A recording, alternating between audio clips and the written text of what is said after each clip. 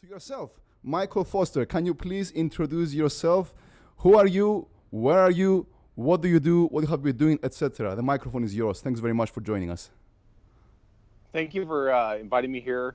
And so just a little bit about myself. I'm in Oregon, and specifically I'm just outside of the Portland area, although I work in downtown Portland with my normal job with Homeland Security, and then I own a business that specializes in security consultation for businesses.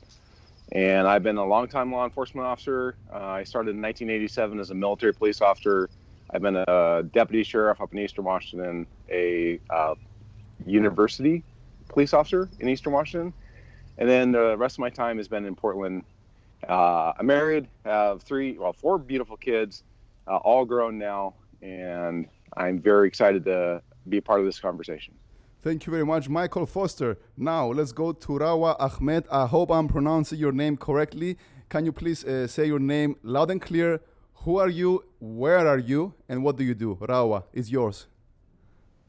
Yes, you said the name quite correctly. My name is Rawaa Ahmed. I'm an international relations and political sciences graduate in the northern part of Cyprus.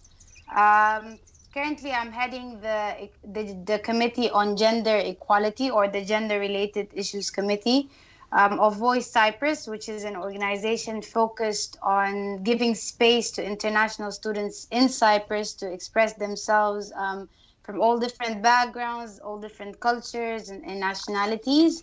But my committee's purpose initially is to tackle issues such as domestic violence, gender-based violence, and sexual harassment, and build a certain level of community awareness towards these issues, but also, most importantly, to help survivors of violence and connected them to the needed resources such as lawyers, psychologists, and whatever they need based on the situation they find themselves in. Thank you, Rawaa, and thank you, Michael. George, we have been talking before the show, yes, before our guests join in. We want to see what is happening, what has happened in the US, let's say as a catalyst for worldwide phenomenon. What does it mean? What I'm saying, I'm not belittling the death of a single human, which is George Floyd. A single death is a tragedy. But on the other hand, we can't help but to see that it has been a catalyst which has inspired on a global scale other movements, other discourses in local societies which may or may not have to do with policing and police excessive violence and racial relationships and minorities, etc. But we use the example of Rosa Parks, haven't we, George? Mm-hmm. Which, yes, what she did was just to go in the front row of the bus to see on the front bench, but that's all she wanted. She didn't predict that this would spark more and more and conduct change. So we want to see what it means on a global scale, what is happening and what is going on. So after this introduction, George, do you have something to start with? Actually, we want to talk a bit about the Sustainable Development Goals of... Yeah, do that, because we want to see our perspective. Do that, George, yeah. Yes.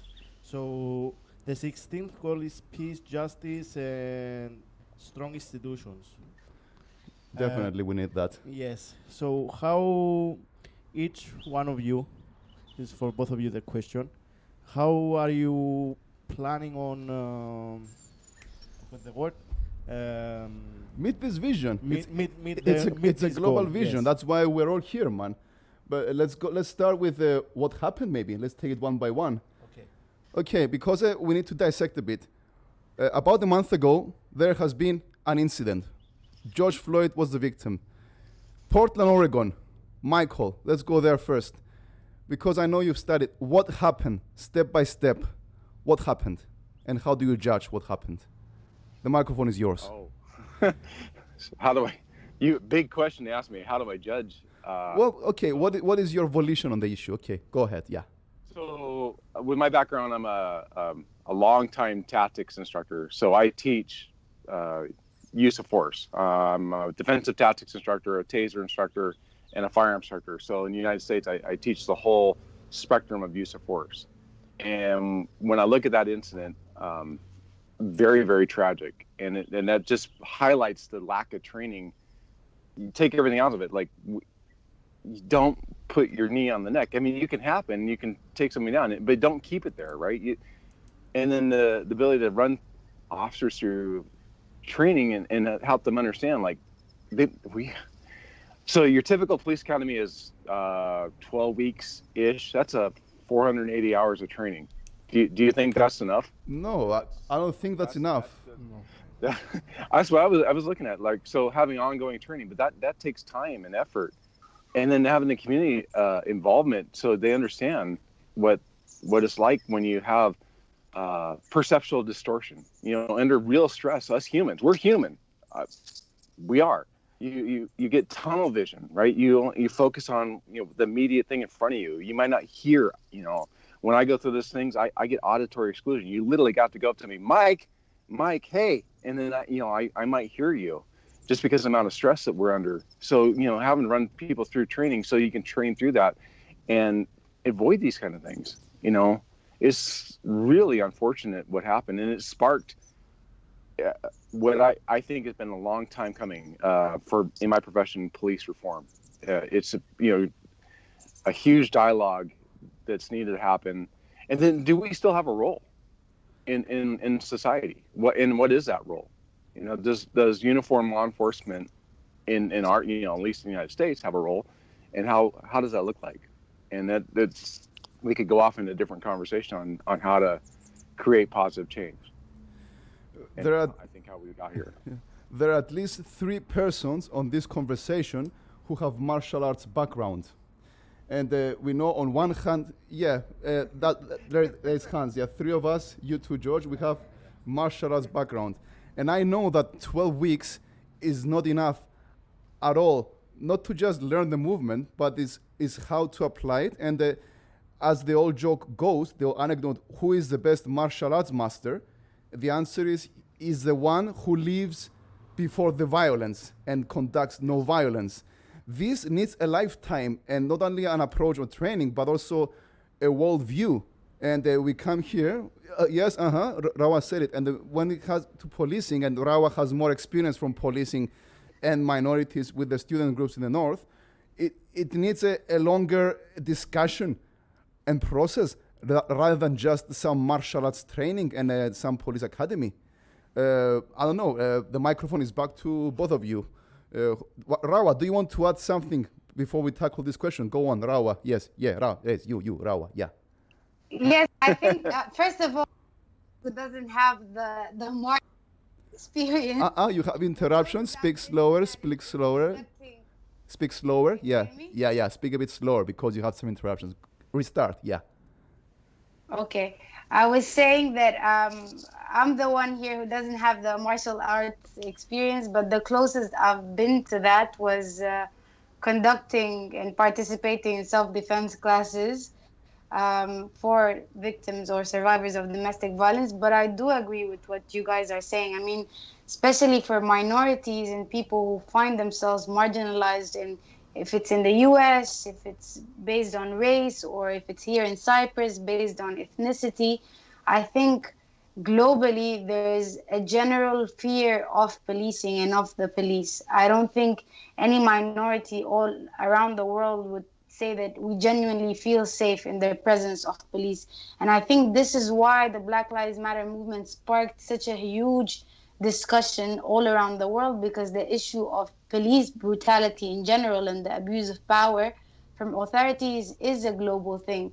It's more concentrated in the US towards African Americans, but then people started to soon realize and recognize that we do have these issues in our countries too, based on race or based on our political stance or whatever it is. The issue of policing is a huge thing. And I think we saw a lot of conversations as well spark, which I 100% support, of defunding the police. Some people went as radical as saying to abolish the police.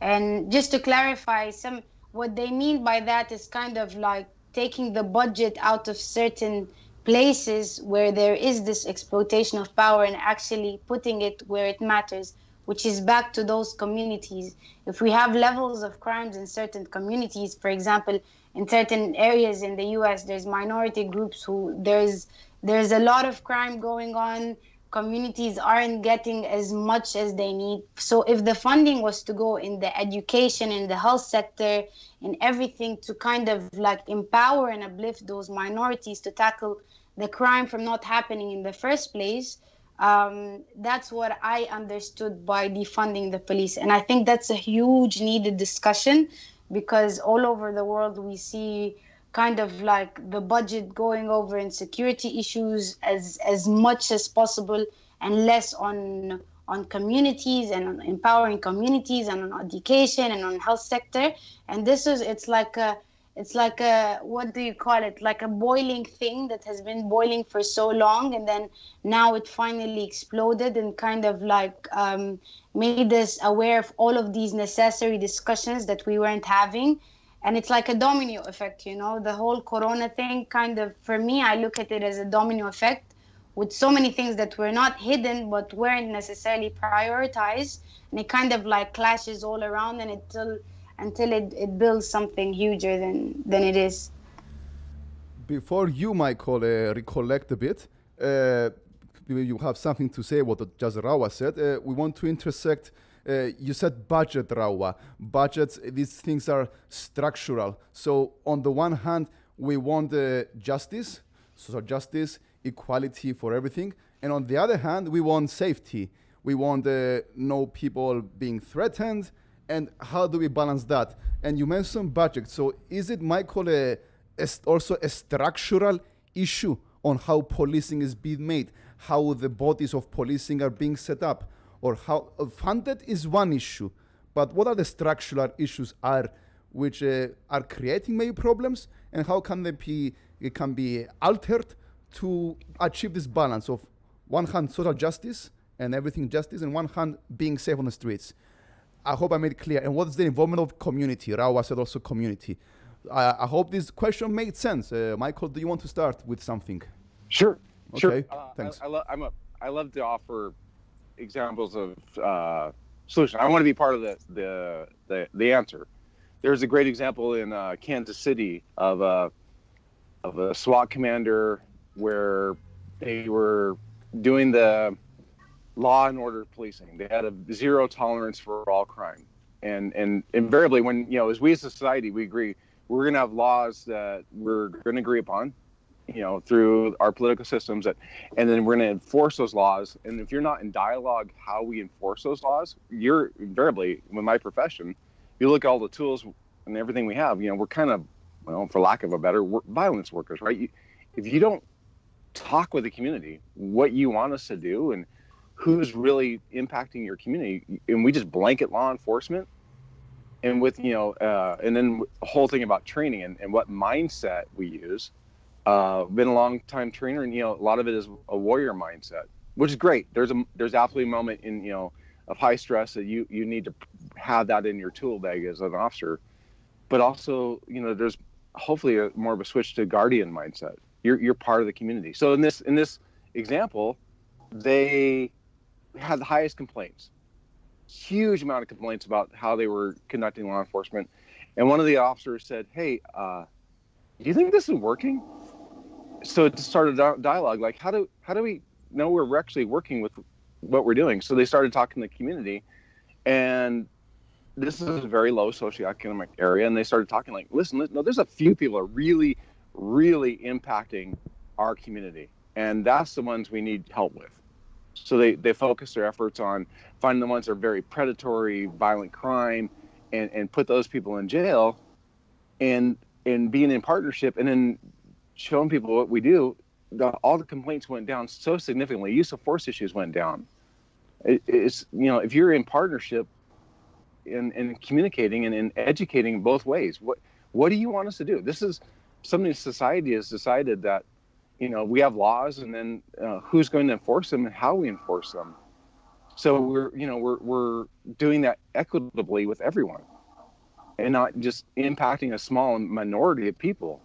If you're not in contact with them and working with them, you're going to have a negative impact, I think, and we're seeing that. So, if I may ping pong to Rawaa, you are on our right-hand side, on our screen. Michael said about the community involvement. So my question is, in your case, you are in the northern part of the island and you are a Sudanese student with voice. Is there any community representation? Is your opinion being asked by the authorities when it comes to issues, or maybe of you have some incidents of violence and the police comes? Do they speak to some representatives from the community to induct them? What's the process? Are you being asked? Because I know your communities of students and from Sudan and from Nigeria, you have special issues. Are those special issues known by the enforcement of the law? Do you have any collaboration? Did I make myself clear? I don't know. It's yours anyway, your microphone. Yeah. Yeah, I got it. I think, like globally as well, we have major issues with police enforcement and with the authorities. Especially here, for example, in the northern part, there's a huge language barrier issue that we personally face. I'm not generalizing, but I personally faced. So when we have issues, I think the last outlook we look at is, okay, we need to go to the police, because most of the time they're not really tackling the problem. There's a lot of biases again. Sometimes it's language barrier. For example, there's a lot of cases where I think we kind of like label it as racism and racial discrimination, which is fair to say, because a lot of the times there's a lot of prejudice going on in the police. But I think as I've stayed here for a longer time, I've grown to realize that there's a huge language barrier between the police and between international students in general.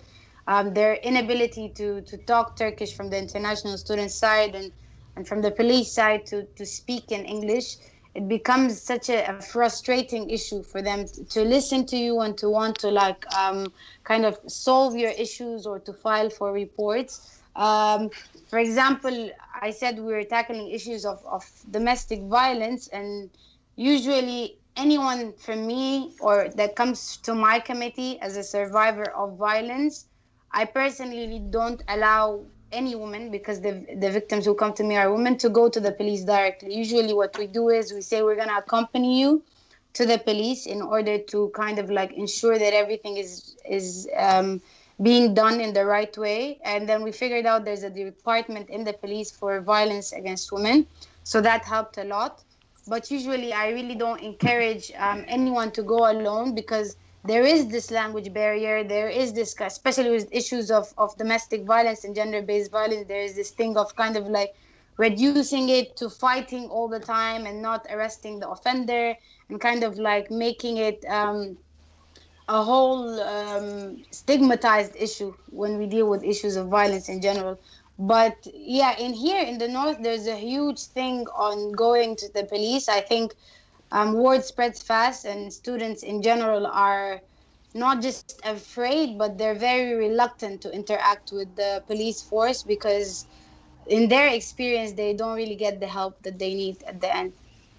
So back to you, Michael. The incident that went on, also in Portland, Oregon, with George Floyd, is it or is it not a result of lack of communication? Is it a result of lack of contact with the law enforcement officers, with the local communities? And also have in mind that there have been ongoing protests for weeks and weeks. How has this changed? Were there any steps for dialogue or reapproachment between the incidents on the streets, between the law enforcement and the communities and the protesters themselves? Because I'm sure, like most human beings, they want something good and something better for the whole world, and not to have to resort to violence. I think this applies for most of human beings, no matter if I wear a badge here or if I'm just a guy with a black t-shirt, I don't know, whatever. So what's your take? What has been taking on for improvement in Portland, Ohio right now with this? For improvement? For improvement in terms of dialogue, because we said is the lack of dialogue. You said before a lack of communication with the community. You said some problems. What has been in the last few weeks steps towards improving the situation? Oh, so definitely, the way governments in the United States, you have your city governments, your small government, so city of Portland, you have your city managers, your mayor, and then you should have a representative a few from the police department, and how you create oversight, how you create, community. And it's so easy. Well, human nature, right? It's so easy to find the differences, right? And getting involvement. And then how do we recruit people that would be bilingual, right?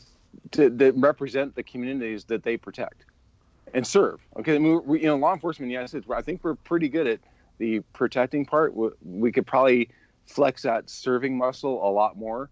And how do we be of service and reduce that fear? And then, I've been doing this for a long time. It's very easy, late at night where I get a group that will sit there and taunt us and call us all kinds of names and not to realize that that's not the most of the community. So the flip side of it is for us not to be resentful for being villainized, right? Because not all of us are racist, right? There's a few of us that really want to do a good job. And I mean, if I got a question, if like Gandhi would say, be the change you want to be in the world. In the United States, would you want to be a police officer right now? Would you want to join with the perception that you're inherently racist, inherently violent? We have got to change that dialogue, right? We got to, and not saying it's totally correct, but that's internally the kind of a perception. If we don't bridge, we're part of the community and the community is part of us. That's I think where we need to go with the dialogue. And I think some of that's starting to happen, but it's going to be it can, and it's going to be challenging, but we want, most of us join because we want to have a help, that was my impetus years ago. I was told by our teacher, you're good with people. You make a good police officer or a good teacher. I ended up doing a little bit of both. I teach stuff and I work with people, and I there's a few of us that really do have a big heart, and I wish that story would get out, and we just want to help. We just want to be part of the solution. So, I think that dialogue, and then how do we, this is great, right? We have a dialogue here going that we can start talking about these issues and how we're going to solve them, how we're going to create those contacts so we understand each other. One moment before we go to you, Rawaa, because you said some on the way. I'm gonna give it to George because I have to do an obligatory term. If you have something to say, George, you can say it now because. Okay, so I want to focus on the Sustainable Development Goals. Yeah. Because they are the targets of the United Nations to promote justice for all and human rights, equality, and basically for all of us to have a better world. So the 16th goal is let me find it. Yeah, go on. We are working without air condition, guys, and it's 41 degrees in the studio. So forgive us if we're a bit slow, but we're managing. You found the goal. Yes. We're managing. George found the goal. Go on. So the thing goal is peace, justice, and strong institutions. And this goal is about, reducing violence and in all fields, about racism, between sex. Yeah, sexes, genres, whatever. Yeah. Yeah. So, what does, Michael? This is for you. How does U.S. is managing to tackle this goal? To achieve this goal. Yeah. Yeah, and I'm underlining strong institutions here. I'm underlining it from my behalf. So, okay, that was a question to Michael. Yes. But first, we go to Rawaa. Is your turn. Do you have something to add before we talk about the 16th goal and strong institutions? Your turn, Rawaa. Okay, thank you, George, first of all, for addressing this very important sustainable goal.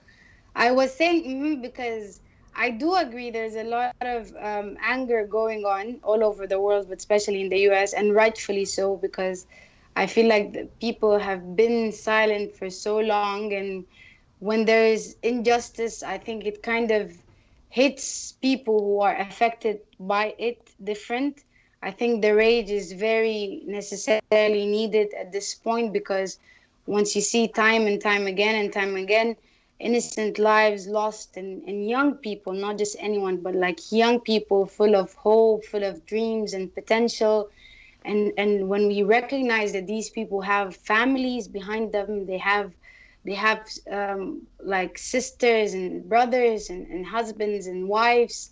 It's such it's so hurtful and it's so painful, to recognize like the death of one person can affect entire communities. And I think when that has been going on for so long, the rage kind of like encompasses all aspects of our lives, right? I mean, we see people globally, like I'm not even in the US, but I feel the struggle that Black people are going through over there. And I'm truly pained for it, because we can't just see young people go like that. But also, I was saying, because I don't think it's also a time for internal divisiveness.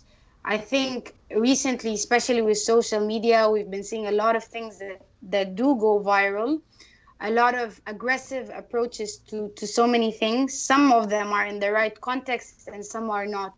But I think when we're really divided and when we kind of like let the anger lead to this internal divisiveness, we're not going to get anywhere.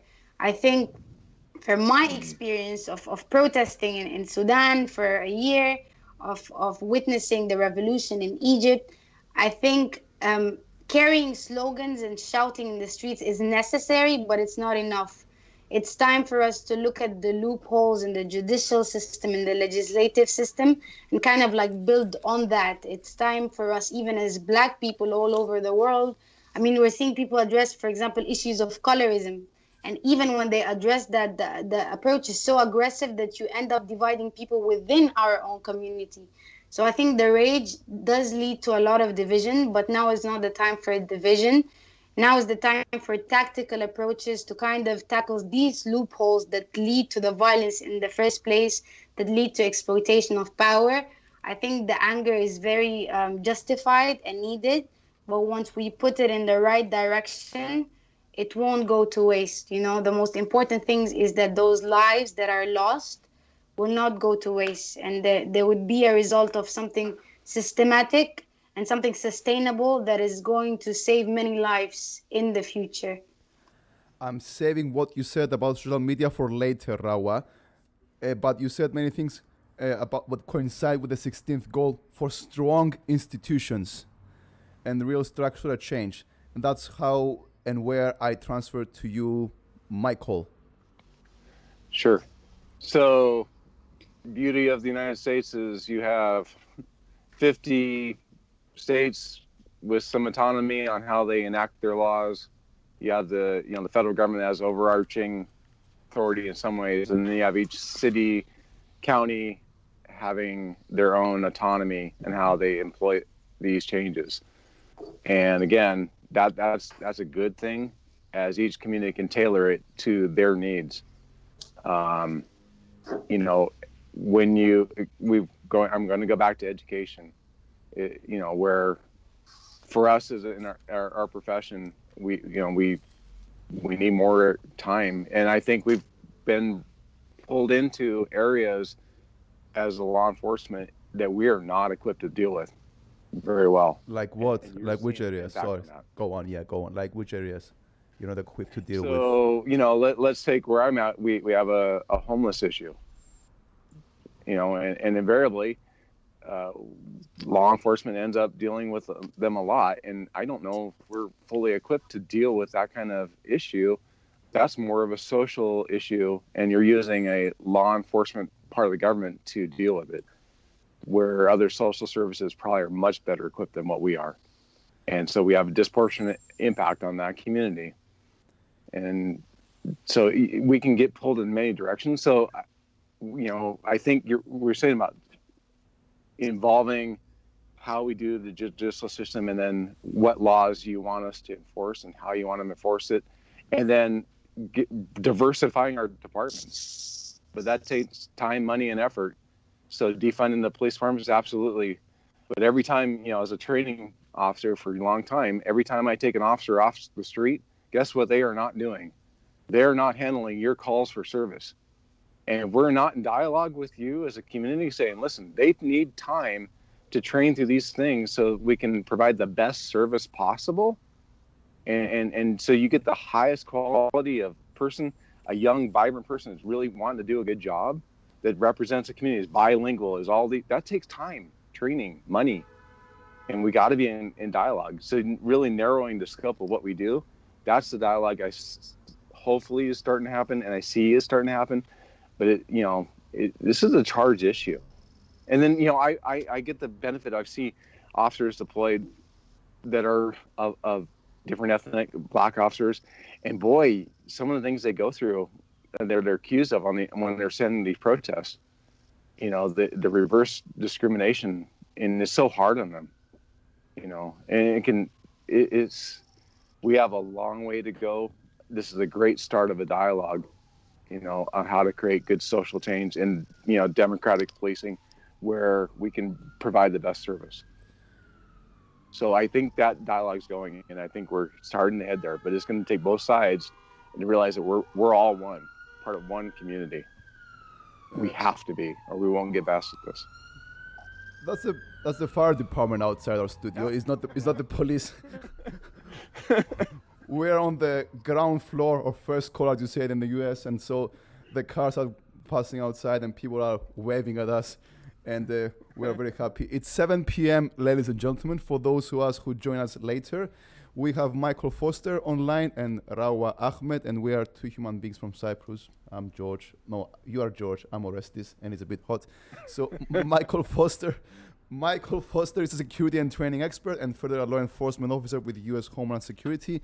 And Rawaa Ahmed, she is an IR and political science graduate, and she's passionate about human rights, and she has a leading role in gender equality in Voice Cyprus, and helping also survivors of gender-based violence, domestic violence. And thank you for both of us for being here. We forgot to thank them, George, for joining us. It's 10 a.m. in the US, so good morning. Good morning to all that are listening in posterior. And it's the same time in another part of the island. So thank you both for taking time off from your jobs and from your organizations and from your everyday line of work, for being with us, and hopefully we're going to have a positive contribution. How was that for a short break? So it's your turn, George. You keep the blurb going until our guests have our breath and I can have a breath. You keep the ball going. Okay, so I want to ask about the immediate change in the US or in general in the police. Do you think that good psychological support to the police officers would do any change? Oh, absolutely. Absolutely. Can I talk about domestic violence and having to see what, as a deputy sheriff, I went to many of those calls, and it's really hard. Let's say you're in a state that has a zero tolerance. So I take one of those people out, in the state of Washington where I worked. It was the one that was a primary aggressor. So that person goes to jail. Okay, so now that family not only has a issue of that partner economically, I just impacted that family. Right, wrong, or indifferently, boom, the income's gone out. So, having psychological help for them, helping for us, it's so sad when I seen kids beat, women beat, that impacts us. That really does impact us, because we're human. It's hard to watch some of the things I've seen. And it is really hard, and to see the darker nature of people sometimes. And how do we best serve to change that, and provide good service, But sometimes I would say that there's a point where we should take somebody to jail for a while. But yeah, getting help for us and how long time, my wife has had to worry for 30 some odd years will I'll return home for that night.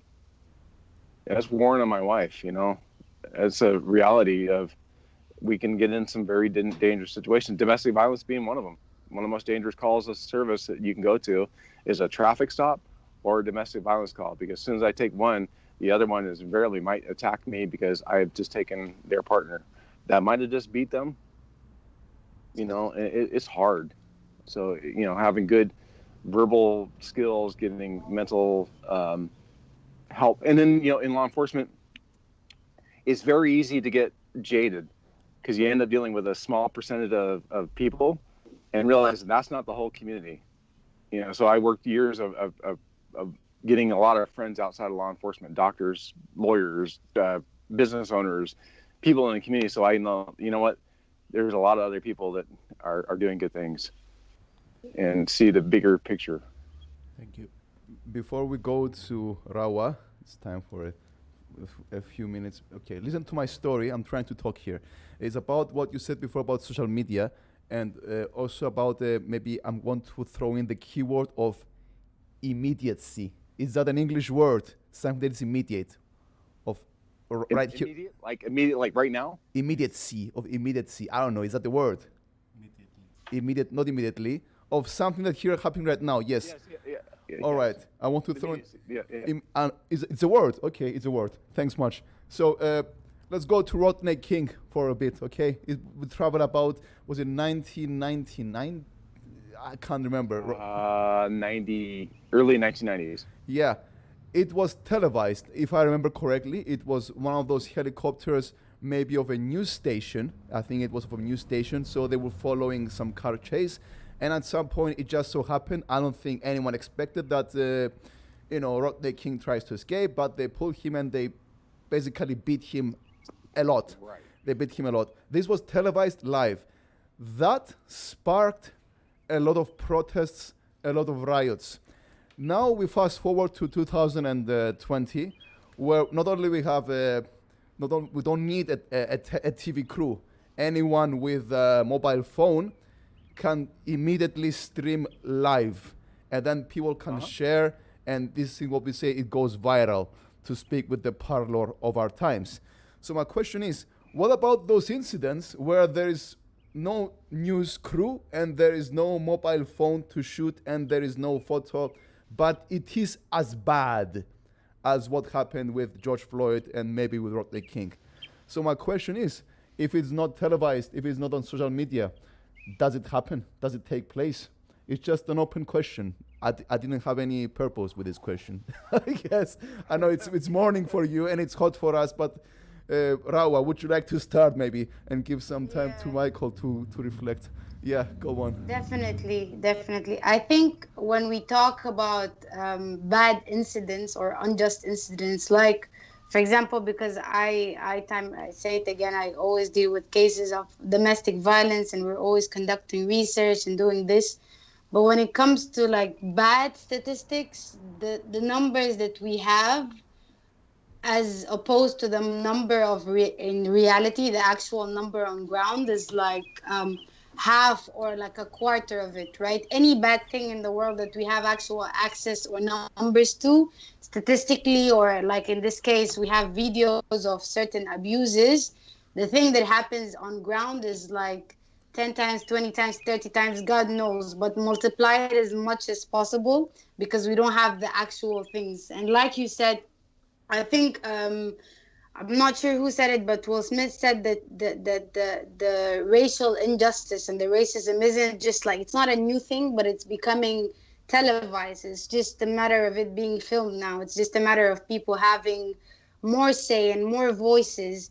Using social media platforms have been a huge thing. I mean, before, for you to get on TV was such a huge thing, right? But now anyone can go on TV. Anyone can file for their rights, for their opinions, and that includes minorities as well. So I think, can you hear me? Yeah, slow down. Yeah, it's all right. It's all right. Yeah, it's cool. Go on. Yeah. Yes. So I think that, yes, there are incidents. I'm sure there's like so many incidents that are undocumented and untelevised. And you said about something minorities, yeah? Go ahead. Yes, it's very important that we have this device that's more than a phone now, but that's become such a documentation of injustice, not just by word, but by camera and by sound. And I think it's really a revolutionary thing that we're documenting injustices all around the world. You said a very nice word, numbers, statistics. Who said it? There are 3 categories of lies. There are lies, damn lies, and then come statistics. With all seriousness, I'm not trying to make lighthearted. I think because future generations will look at this video, and I want them to make sure that we're trying to be responsible.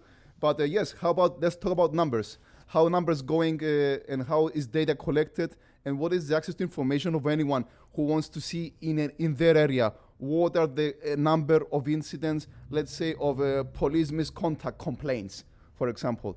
Is this information available, and how, from your experience, Michael, is maintained? Again, so yes, over the years, I mean, I've been around long enough. I was around when cameras weren't an issue. I've been around long enough that you could say you weren't on camera, and now we train. You're going to be on camera now. You're going to be on camera, and that's a good thing, because it should show both sides of the story, right? There's some of us, and then look at the videos that go viral. Are they of a good nature sometimes? No, sometimes the ones that want to go viral are the ones that show the policeman's conduct, right? It's kind of boring to watch a interaction that turned out really well and no drama. Not very, very viral, like, is it? But, but it's such a benefit now. And, that the fact that almost everyone can be a journalist, because it can show the true story of what's going on for both sides. And we shouldn't be talking about sides, because we represent the community. We should, and the community should represent us. We should have a mix. So repeat the question so I make sure I answered it.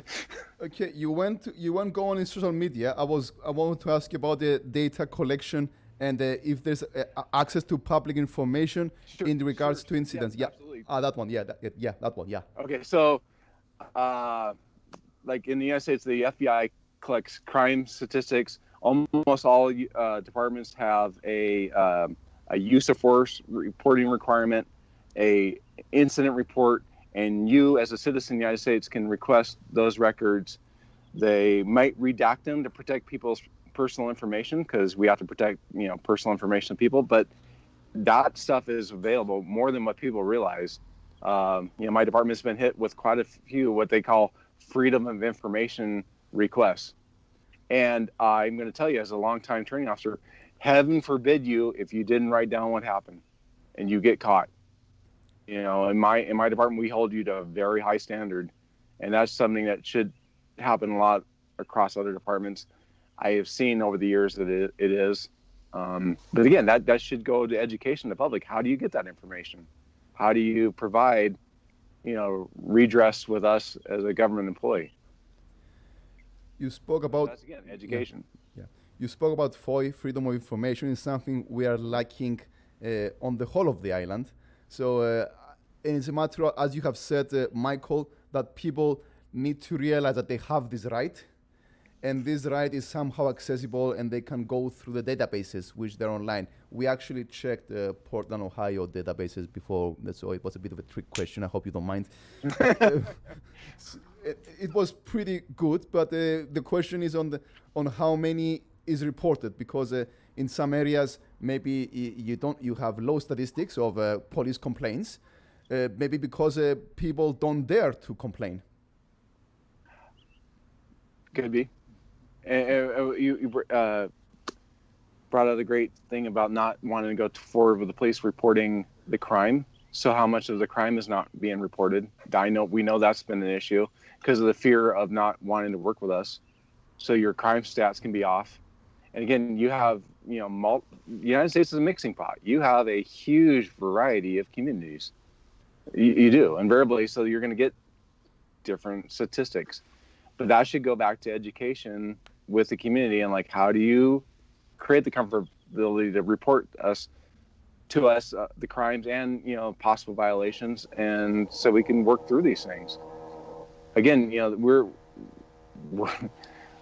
if society says, you know what, we don't need police, I will gladly hang up my badge. It's fine. It's what the community wants. I still think there is a role for us, but and that's working with your elected officials. When I see protest activity, that's amazing, but directing it to those that, we're a representative democracy. So, enacting laws in the United States with your city council, your county commissioners, your state governors and senators and all that to increase the reporting and getting that information out there is something that people can really push for. And I don't know if they realize that. Where can you really make change, and who makes those decisions? I have a practical question for Rawaa. Sure. Is about, in your case, do you have incidents where you may go to the police to register a complaint and the complaint may not be registered in any way or another, not even registered, the complaint? Do you have such cases? Because usually that's the first line of not recording the statistics because it was never recorded in the first place. What is happening in your case, Rawaa, from your experience? Yeah, exactly. I think that not that it's not registered, but I think especially when we're talking about issues of violence, my experience is that the process is so not just long, but impractical for many of the survivors. I mean, you have to go first to report, then you have to go to the health police in the hospital. They have to find out if you have scars, and then you file for court. And then it takes so long, right? Most of the time, if it's a restraining order, it takes less. But then if you're filing, for example, for an arrest, in my past experience, I think now as we're getting in touch with more women organizations, local organizations, it's become easier for us. But then in general, the process takes so long, and especially for such a sensitive thing as domestic violence, I don't think it should take that long, because a survivor needs instant protection, instant feeling of safety. And if she doesn't feel like she's gonna have that, then she won't report in the first place. And this is why we have such minimal reporting of cases of domestic violence, not just about the stigma, but about the sense and the idea that survivors feel they won't get the help they need from the reporting process and from the police. And again, I just want to say one thing. I think you mentioned that now we're documenting or using our mobile phones, and it's kind of documenting the bad state of things. The immediacy. Immediacy, that was the word, I think, immediacy. Yeah, that thing. Yeah, go on, yeah. Yeah, exactly. And then I don't know who, but you kind of took in saying that because these scenes are so maybe dramatic or are so intense, that they go more viral. And I think that and kind of comparing to the good incidents with the police won't go as viral. And I think because not that the good incidents don't exist, but the brutal ones reflect a huge part of reality, right? When people have been victims to violence for so long, when they see something that reflects their reality, it's more easier for them to jump on it and to say, yes, this is what we've been going through, right? I don't think necessarily it's a need for drama or the media capturing the bad side of things, which happens with media narratives. Mm-hmm. I won't deny that. But I think a huge part of it is reflecting the injustice on ground. For example, I saw this documentary once of large groups of human rights activists, and what they started doing is they started programs of hidden cameras to document the injustices in certain very marginalized areas of the world. I mean, we're talking rural areas in certain African countries where cameras aren't even available. And so once people started documenting using those hidden cameras and showing the world what was going on, there was a huge clapback from the authorities, not because you're documenting the bad part of us, but because for once there was this sense of accountability that's being risen, right?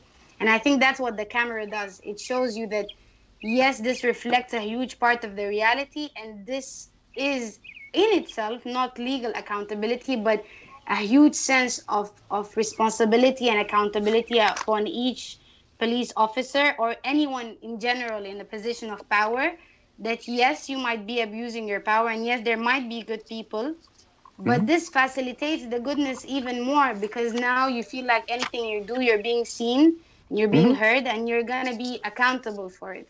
So I think I think it's just rage. It goes back to rage again. And I don't think that this time, at least, it's a narrative of bad things going viral. I think this time it's a narrative of so much oppressed pain and hidden pain that's coming to surface. Hang on a bit, George. We have like 14 minutes before we are discharged in general from here, and I have in my notes social media, media literacy, and coffee. And coffee, I repeat. Take it. What's your reflection up to this point? What do you feel? Well, I feel that we. You're boiling. Yes, go on. Yes, I am. You feel? Yeah, go on, man. Sorry. So, what was that? Yeah.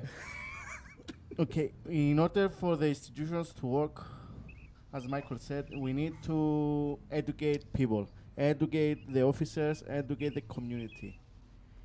So this is the long-term solution. Because in order for things to change, you need sometimes years, maybe generations. Oh yeah, yeah. Yes. So I don't see though any immediate change. I mean, what about the next 20 years? Or what about the next 10 years? I don't know. Maybe we all die from coronavirus. Okay, that's very inappropriate. But seriously, who expected that? Because it came into the equation. Because maybe people were locked down for so long and they felt disempowered. But continue your train of thought. It's interesting. Well, Can you continue the train of thought? You cannot. Oh, God. Yes. So, I want to add something you said before, because in the south, The part of the Cyprus, island, yeah. we have some issues with the police. I mean, sometimes they don't take you seriously for small things. For Like, women especially. I mean, Yeah. I have friends who are women and they went to complain about domestic violence, and the police told them, you know what, it's too much of an issue to open a record. It's too much bureaucracy. Can you just please talk to your husband? Which is totally unacceptable, by the way. But it was Exactly. it was sad. It wasn't even funny, but it was sad. Yeah. But yeah, things like that. And maybe for smaller things, like someone stole the bike of a friend and he went to report it, and he said, okay, we have some more serious things to care about. Or I don't know, maybe there are people that being sexually abused and they're men by women, and they're not going to report it because They're gonna make fun of they're them. going to make fun of them. Right. Yes. Yeah, these things happen, man. We have issues as well here as well. That's true. And I'm thinking, what can we do to change these things? Yes, what can we do, people? Give us. Can you give us some yes, remarks? yeah. Give us your insights, Michael. Yeah. First of all, what could we all do? Yeah. So I've been around long enough. I actually saw the change, at least on the West Coast, of domestic violence. Something actually near and dear to my heart, where it used to be, and was talked about when I went to the academy, you didn't intercede, you didn't listen to it. Like, it just, hey, it's a Friday night fight, they're drunk, whatever.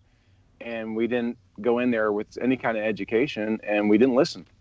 And so there was a big push in the 1990s to change that with domestic violence groups of how can we better serve, I'm going to generalize it. It tends to be women, but I've seen men be on the flip side of that as well. And that needs to be talked about so they feel comfortable. And then, there was a lot of education on how to interact and like who do we take to jail. And then can I speak to the whole process of the criminal justice system in the United States? It was set up way back in the day to be, you're presumed innocent until proven guilty beyond a reasonable doubt. You know how much evidence you have to collect to convict somebody of that? And how fast can you collect them? Yeah. So you have to prove to your peers beyond a reasonable doubt that you did this to another person. That is so frustrating for a victim of a crime. And if you don't have the support to walk them through the criminal justice system, how long it's going to take to get to that standard.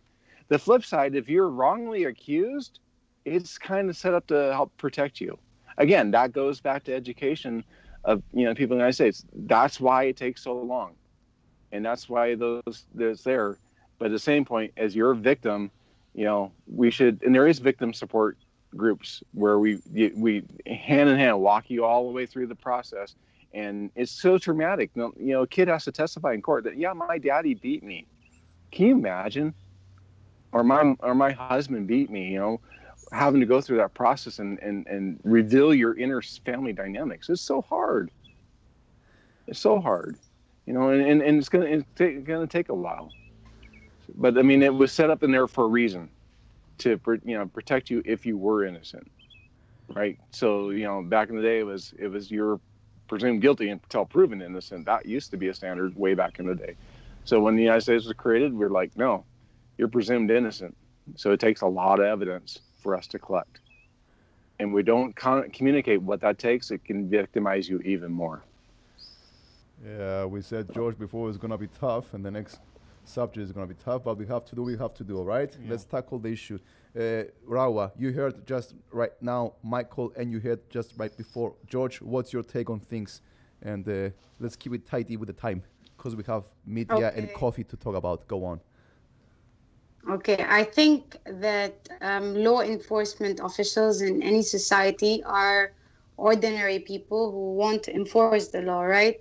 And I think that when we're talking about any isms and the level of consciousness in that society, so for example, if we're talking about sexism in the South or here or in Sudan or in the US, it becomes institutionalized because once a woman survivor, in this case, goes to the police, and then the general outlook of the society is to not take survivors seriously, then this ordinary person who is a police officer will reflect the stigma that they face in their everyday life, and then will institutionalize the sexism. Same thing goes for race in the US. Same thing goes for homophobia.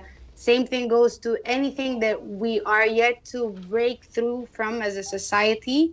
Once you take that to certain, like for example, at the law enforcement department, or you take it to the education system, it becomes institutionalized. It becomes a cycle of them reflecting the state of the injustices in the society. And I think that, yes, to solve that, education is a huge part, because once we raise the level of consciousness, of community consciousness, to tackle those issues and to dismantle the biases, then we're going to get somewhere eventually. Yes. You mentioned many times education, both of you.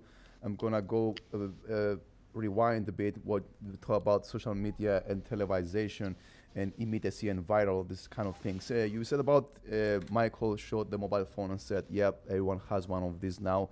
And you said, Rawaa, yes, now we can record these things. I say this thing, this mobile phone, I'm holding a mobile phone for the listeners who don't look at us. It's like a hammer.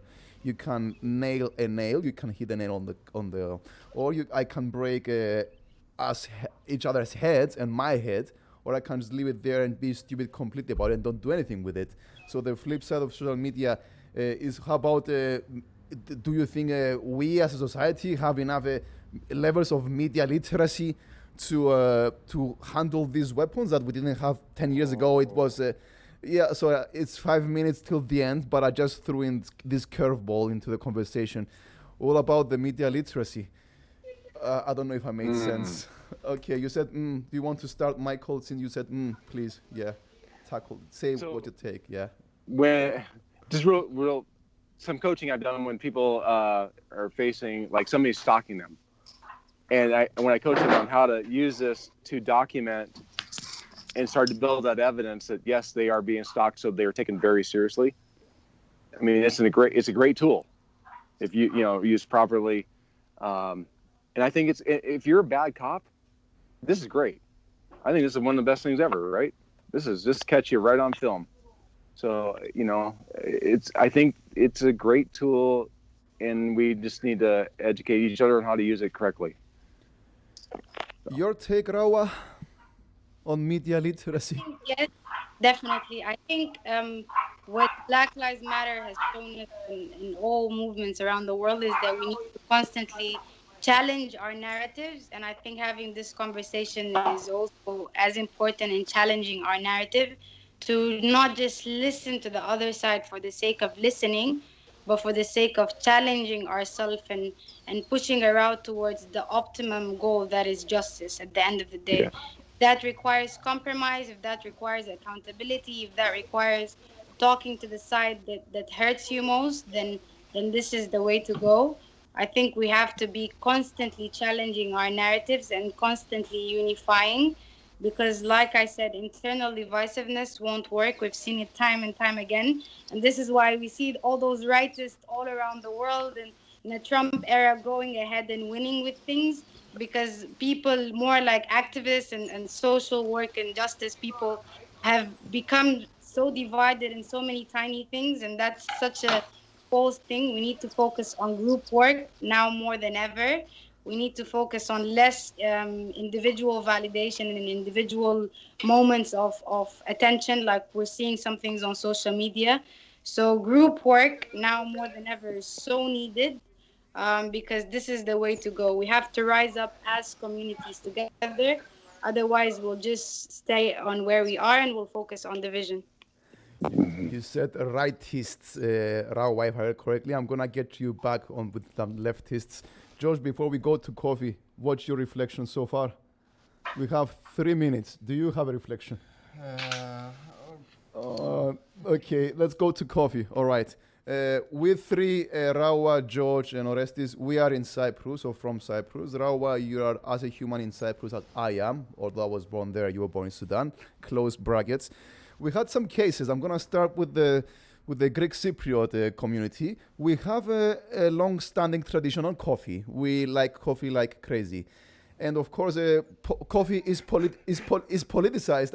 Wait, Michael. Coffee is politicized as well as other things. It used to be beer, used to be politicized, George. Left-wing beer and right-wing beer. Yes, we do have left-wing coffee and right-wing coffee. The left-wing coffee, yeah, stay with it. The left-wing coffee, it has a logo, a black man, a black boy, a drawing of a black boy holding a tray like that from the 40s with that fancy cups they had in hotels and serving you coffee with the whole black face, big lips design. And this has been the logo of the left wing of coffee in the south. Whereas in the north, in the Turkish Cypriot community, we have been having the Europe newspaper, Avrupa, which, I'm coming to you with your rightist, I'm coming to you. And where it was a very activist newspaper, but they have renamed themselves to Africa. And for the letter I, they used a monkey for the letter I in Africa. And they're saying that it's because we are unruly and uncivilized like Africans, whatever, and it's like a chaos. And that BLM thing, and that was happening in Portland, as an effect, it has been huge debates on when are we going to change those bloody logos we have been fighting for so many years. Rawaa, you can connect the dots with what is happening in the north with Avrupa newspaper. Voice made an official complaint to change the stupid logo. The logo, I shouldn't use such words. I'm apologizing. What has been so far? Did they change it eventually? Because it was too hot. I lost the news. What's going on? Yes, so now the logo changed. Officially, it's back to Arupa. And the thing that was shocking, like you said now with the coffee thing, that it's the first time for me to hear this, is that those leftists who you expect to be those progressive people who tackle all the ism and the injustices in the world kind of like fail to have an intersectional approach. But not just that, they're so, how can I say, comfortable in their wrongdoings. For example, it was such a shocking process for me to kind of like explain why racism is racism, especially with such an obvious thing as the African newspaper.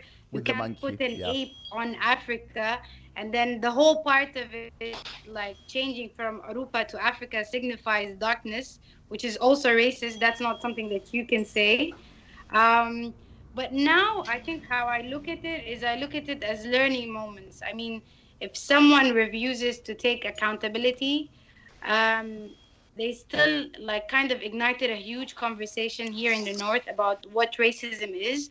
There's no definition for racism, what racism is. So I think it was a huge step. We also were establishing an anti-racism network as a result of that to kind of like have an actual legal definition to what racism is here.